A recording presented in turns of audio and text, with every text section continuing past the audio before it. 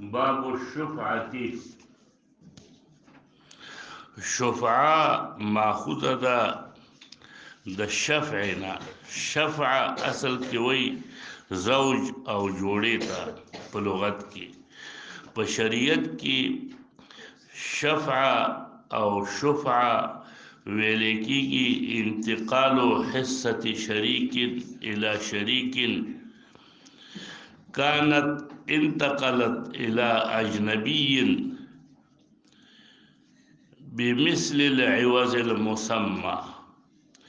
د یو شریک حساب بل شریک تر نقلیږي چې مخکې بل اجنبي باندې خرڅ کړي دا غینه شریک تر نقلیږي په ماغه عوض مسمى چې کومي شریک لور کړي دی په هغه باندې با حصہ را نقل شي هغه د اجنبي نه شریک ته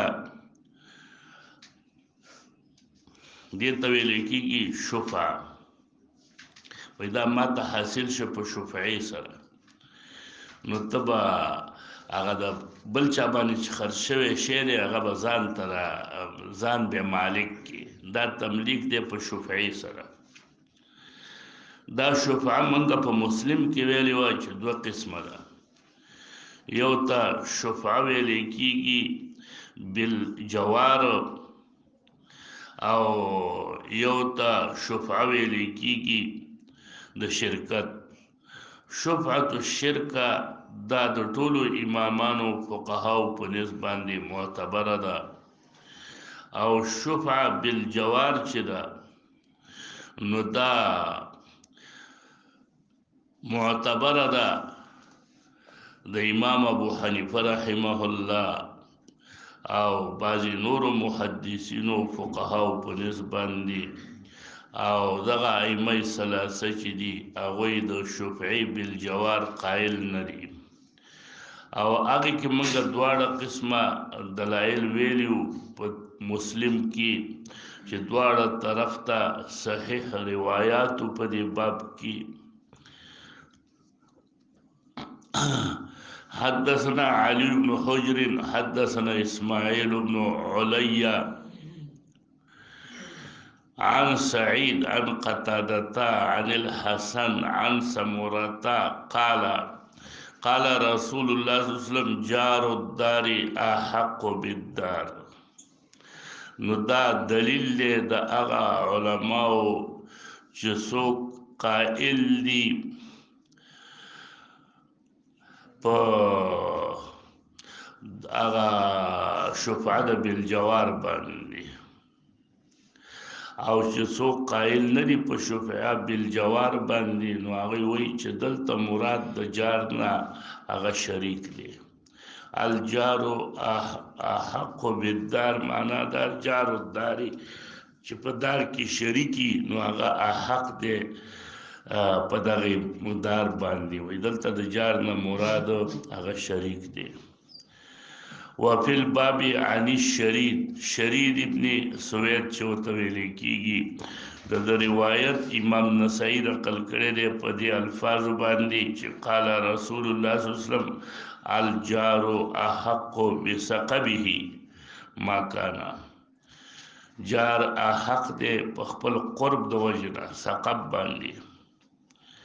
په دې باب کې د ابو رافع روایت هم دی اغم دا بخاری نقل کړی دی چې الجار احق بسقبه. امام نسائی روایت د انس نه نقل کړی دی چې جار الدار احق بالدار. نو د دې روایتو نه داسې معلومه شوله د باب د روایتو نه چې شفعه بالجوار هم ثابته ده او کوم چې هغه روایات دي چې اذا وقعت الحدود نو فلا شفعتا هغه روایات هم په دې باب کې صحیح روایات دي نو هغه مستدل د هغه چا دي چې وایي چې شفعه بالجار نشته. په دې کې موږ مسلم کې پوره تفصیل کړو چې امام ابن تیمیه رحمه الله وایي چې روایات صحیحه په دې کې هم شته دي چې جار احق دی او په دې کې هم شته چې کله اذا تعینت الحدود فلا شفعاء امشتره چې حدود او پولی بیلی به شفعه نشتا خو مراد وای بدل ته مونږ وایو چې دا جار شفعه په هغه وخت کې ثابته ده چې کله په څه شیانو کې شرکت خوې کنه لکه په حقوقو د مبيع کې شرکت کې نفس مبيع کې شرکت نه نو په حقوقو کې شرکت لکه لارې وي او بي وي نو دا موس په حقوقو کې خو شرکت شته کنه. وروى عيسى بن يونس عن سعيد بن أبي عروبة عن قتادة عن أنس عن النبي صلى الله عليه وسلم مثله د اسماعیل ابن علیہ په ځای باندې چې دا روایت عیسی ابن یونس نقل کړی دی مخکې روایت د سموره نو دلته د انس نه عن النبي صلی الله علیه وسلم هغه دغه روایت دی. وروي عن سعيد عن قتادة عن الحسن عن سمرة عن النبي صلى الله عليه وسلم لك مخکې د باب روایت چي دی. والصحيح عند أهل العلم حديث الحسن عن سمورة چې د باب کوم روایت دی. ولا نعرف حديث قتادة عن أنس إلا من حديث عيسى بن يونس أو عيسى بن يونس چې دی هغه هم ثقه راوي دی نو ګویا کې دواړه روایتونه په دواړو سندونو باندې صحیح دي. دا روایت دواړه حد وحديث عبد الله بن عبد الرحمن الطائفي عن عمرو بن الشريد عن ابيه د شريد نه چې کوم نقل له دوته او په الباب کې اشاره کړې ده نو هغه حدیث حسن. وروى ابراهيم بن ميسره عن عمرو بن الشريد عن ابي رافع عن النبي صلى الله عليه وسلم سمعت محمدا يقول كلا الحديثين عندي صحيح. یعنی دا دواړه سندونو باندې صحیح دي ځکه دې کې دا احتمال شته چې اورېدلې دی د پلان ندیمی او اورېدلې د ابو رافع نه. باب ما جاء في الشفعة للغائب شفعه د غائب د پاروم حاصله ده اگر کډیر وګد شي مثلا ستا گاونډي غائب دی ستا شریک غائب دی او هغه 15 کاله پس راغی هغه بیرته د غشیر اګرځولې شي په شفعي سره په اثبات د شفعي سره اگر که وخت ډیر تیر شوی دی خو چې هغه غایب دی نو حق د شفعي لاغي نه ختميږي حق د شفعي پاتې دی که هغه اذن وکړي دا غزنه نو به حق د شفعي ختميږي. حدثنا قتيبة قال حدثنا خالد بن عبد الله الواسطي عن عبد الملك بن أبي سليمان عن عطاء عن جابر قال قال رسول الله صلى الله عليه وسلم الجار أحق بشفعته يعني بشفعة جاره ينتظر به وإن كان غائبا اگر کدا غایبی د غایب په حکم کې صوبیم نه چې صوبی او غړ شي نو اغم حق د شفعي باندې د غشي حاصلول شي.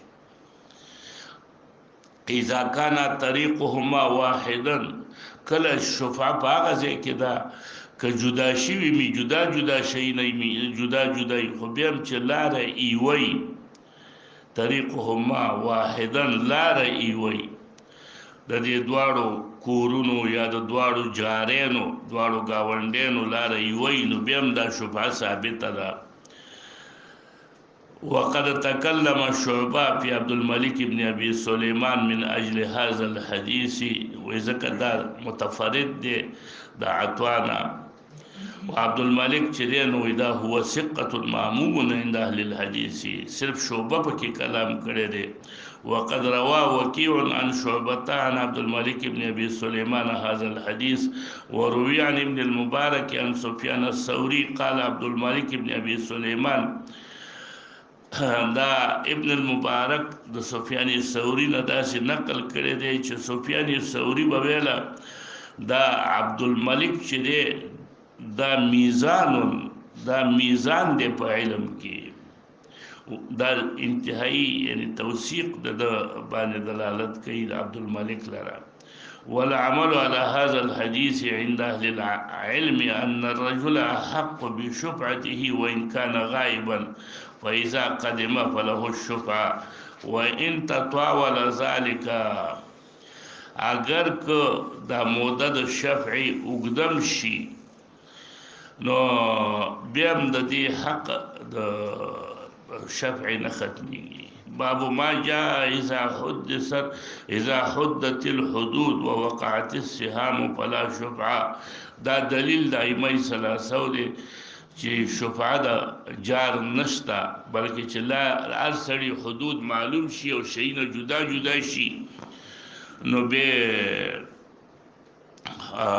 شفعه ختم شي.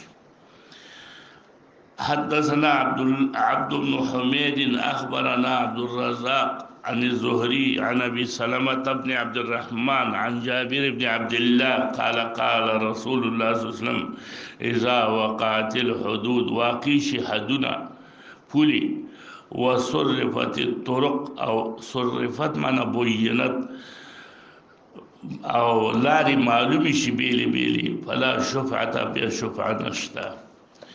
قال ابو عيسى هذا حديث حسن صحيح. امام بخاري نقل کړی دی او بعضو دا روایت مرسل نقل کړي. والعمل على هذا عند بعض اهل العلم من اصحاب النبي صلى الله عليه وسلم منهم عمر بن الخطاب چې دوی وی چې شفعه بالجوار ثابت نه ده بلکې شفعه د شریک وی.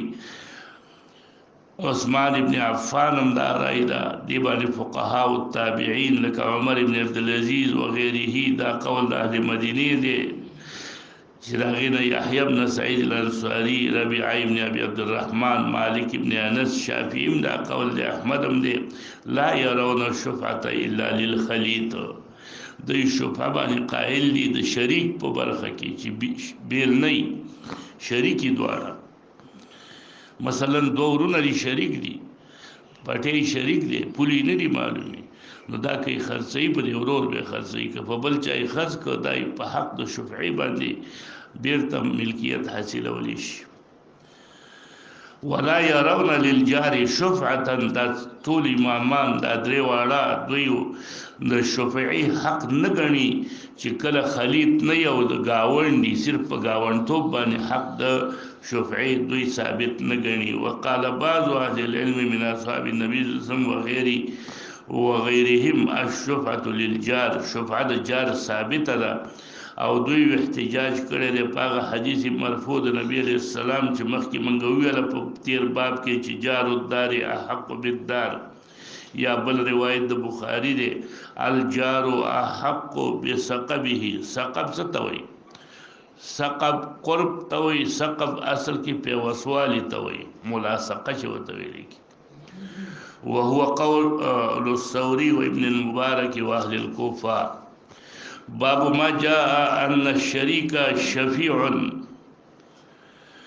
شریک شفیع دی. اوس دا شرکت په هر یو شي کې مراد دی کنا دا شرکت په هغه اموالو غیر منقولو کې مراد دی. نو بعضی علماو دا ویلي دي چې شریک په هر شي کې چې وي هغه حق د شفعي ورته حاصل دی. هغه یو شی منقول نقلیدون کې شي نو بیم حق د شفعي ثابت دی. منقول شی لکه څه شی دی؟ ما استا غنم دي سره شریک دي فرنه نو که تخپل برخه غنم خپل کور ته وړلې شي کزي په بل چا خاص کماغه خپل کور ته وړي نو ستا سره خداغه سره رابطه نه پیدا کیږي نو دې تکم شی ویل کیږي منقول.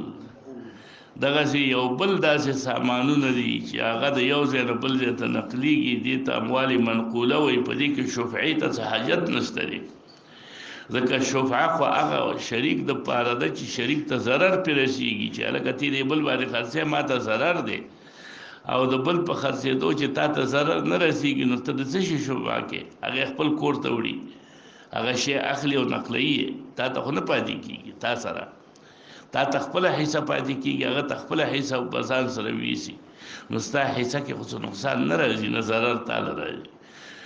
نو دا منقول اشیاء کې صرف شفعه ده ویم په غیر منقول کې په منقول کې شفعه نشته. غیر منقول شیان لکه څه شي دي؟